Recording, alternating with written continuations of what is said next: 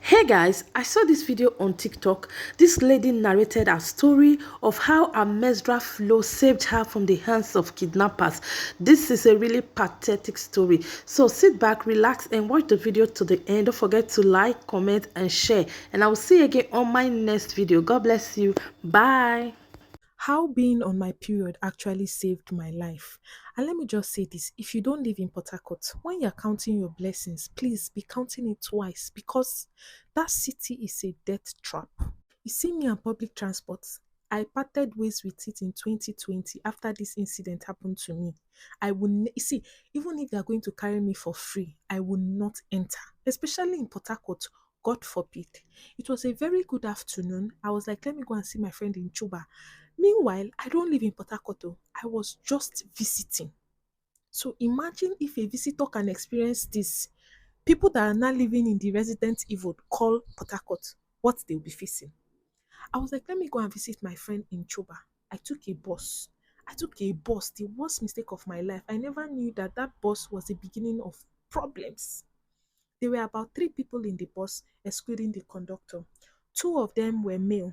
They were sitting behind at the last row, the chair in the last back seat. That's where they were sitting. Then the woman was sitting somewhere in the middle. So me and two other people boarded that particular bus. Immediately we boarded that bus, the conductor closed the door. I didn't really think twice. I was like, okay, when we get to Chuba, Chuba was the last bus stop. They're going to just say Chuba, or we don't reach, that kind of thing. And I was going to come down. The next thing that happened to me was I saw one of the men behind. They took like a white handkerchief and they went over my nose. Before I could struggle, I passed out. When I gained consciousness, it was in the middle of the bush, forest, thick one. You see where they used to act evil forest in Nollywood? That was where I woke up in. I was surprised. Me and the other two people that entered from that junction, we were seated on the floor with other people. There were like five people in total that were there, including me. That's six. They tied our hands and our legs. They had already collected all our properties. Everything was gone. Someone who looked like their boss came in and they were shouting, Oga Polo, good evening, Oga Polo, good evening. It was getting dark. It was in the evening. I entered this bus sometime like around 1 thereabouts. It was already getting dark. So the time was looking like maybe 6 o'clock thereabouts. They were calling him Oga Polo, Oga Polo, Oga Polo, good evening. Oga Polo now told them, Una don't give them phone and call their people. They said no. The man was not like, wait till now they wait for. Come on, go carry phone, give them, make them call their people. Jesus Christ, I was already in tears. I was crying, I was shaking. We had not just been kidnapped. Apparently, if you don't pay your ransom in 24 hours, they would harvest your organs. Like, I could see people who were coming in, although they were blindfolded, they were coming in rich, like from their dressing, you know that these are wealthy people in the society. They were coming in, you could hear, you know, when you go to the slaughterhouse and you are hearing how they are cutting goats, you could hear that sound. Toga Polo said, give them 4 men and call people. Give them 4 men and call their people. They now gave us phone. Everybody puts number. Me, I was even confused. Shana, my papa, I want call. High BP go kill him. Abi, is it my mother? Who do I call? They said we should tell them 8 million. If they don't bring 8 million between now and the next evening, people will start dying, literally. Guys, I was, because me safe, I know say I could die. 8 million. Who do I want to call that will bring 8 million on top of my head? That's how they started passing the phone from one victim to another, from one person to another. If you finish talking to your people, they will snap you. If you finish talking to your people, they will snap you. They gave me my phone, and the first person I called was my elder sister. Because if there's anybody that will bring out that money, it will be her. I called my elder sister. I was crying. My elder sister thought it was one of those my jokes because, to be honest, my family people don't even take me seriously. They were like, it was one of those jokes until they started hearing people at the background and they sent pictures. My family started looking for money immediately to raise for me. They kept passing the phone, passing the phone. That night came. We sat there. I've never slept sitting down. Nobody slept. We were just crying. The worst is that you cannot even talk to the next person because when you're looking at the next person, that one too is crying, thinking of how they are going to kill him. And I was on my period. that fateful day. I was on my period. I had already urinated on myself about 3 times. From the moment I gained consciousness to the time that the Oga Polo was saying we should call people, I had urinated on myself about 3 times. And you know how messy it can be. Blood mixed with urine. Deadly. And remember, I told you that we met about two people there when we got there. So one had been there for about 2 days. Their family could not raise the money.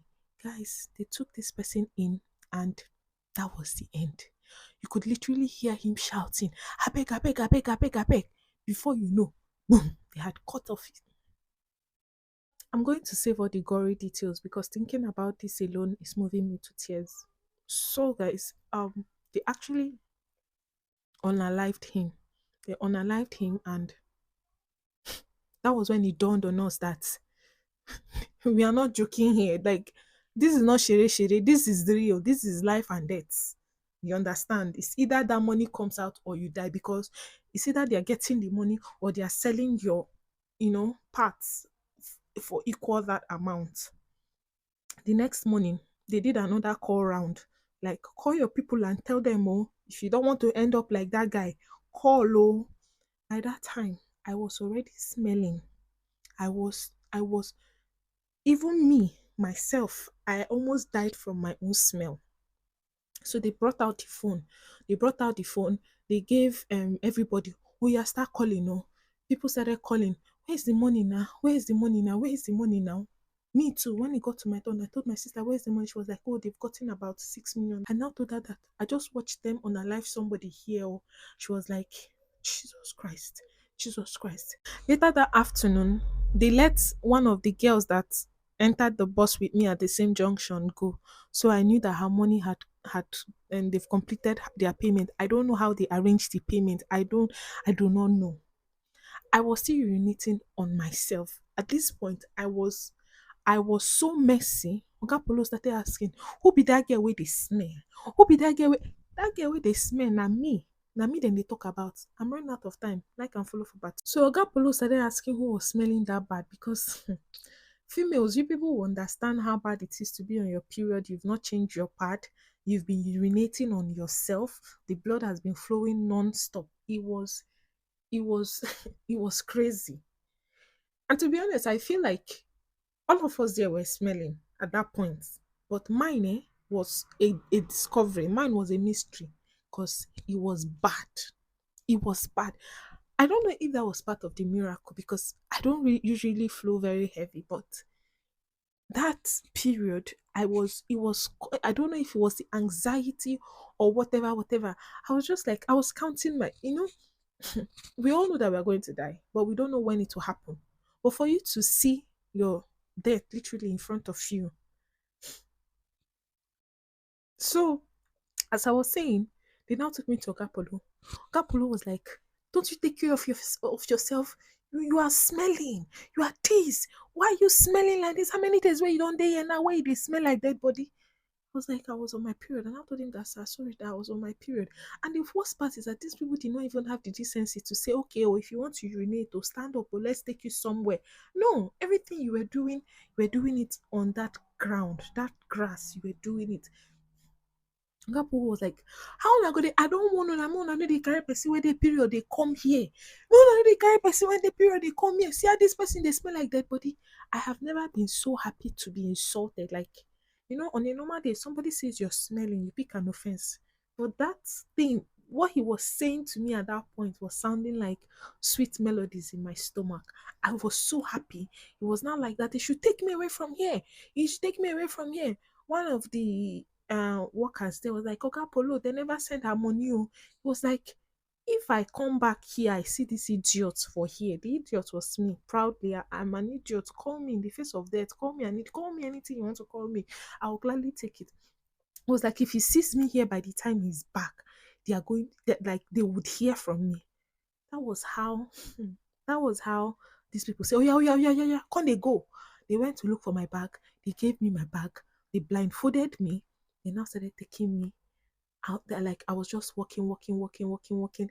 We walked for about 20 minutes non-stop on blindfold. While we were going, one of the workers was just like, they lucky, oh, whichever God way they serve, may you go there. wey dey praise am because you say that money no drop this evening, we for use you cook pepper soup. That word, I can never forget it. When a fellow human being tells you that they would have used you to cook pepper soup, and they literally meant it. They meant it, every word. So, after like walking for about 20 minutes, he was like, I should stop. So I stopped. He told me I should start walking. I should start walking, that he will watch me. That if I turn my back, hmm, that they were literally going to shoot me down. So I removed the blindfold. I started running. I was running. I was running. You know that when it comes to a life and death situation, you will not know how strong you are. You will not know how the speed you have. I never knew that I could run more than Usain Bolt. I ran for my dear life. I ran and ran and ran and ran and ran till I got to the junction. I got to the junction. I started crying. I started crying. People gathered. What happened? I said, kidnappers. Kidnappers, they say, where? I was just pointing. But where are you pointing to? It's a whole bush. And I don't even know where they took me from, where they entered. Like, I said, kidnappers. I said, kidnappers. I called my friend. At that point, they were like, wait, wherever you are, we are coming. Can you find your way home? I said, no. Me and public transport, never. Come and pick me. That's why I did junction. Oh. I sat down, I cried and cried and cried. I was smelling. Flies were surrounding me. You know how bees surround sugar. That's how I was just saying zzz around me. But this is somebody that just survived a near death situation. So I didn't mind. I didn't mind. So I got home eventually. I was shaking. I couldn't talk. I couldn't eat. I couldn't say anything. This lasted for about 3 days. I couldn't talk. The only thing that they did was to call my family, told them that I was okay, and that was it. I didn't talk for a long time. I eventually went for therapy for about 6 months. Um, I had like PTSD from the whole situation, but I'm fine. I'm fine. I'm finally getting to share this story now with you guys. So yeah, that's how God saved my life, because I was on my period. If I wasn't on my period, I don't know if my people would have been able to raise that 8 million. I don't know if they would have eventually used me for pepper soup like that guy threatened. So guys, I count myself lucky to have survived that incident. Catch you later. Bye.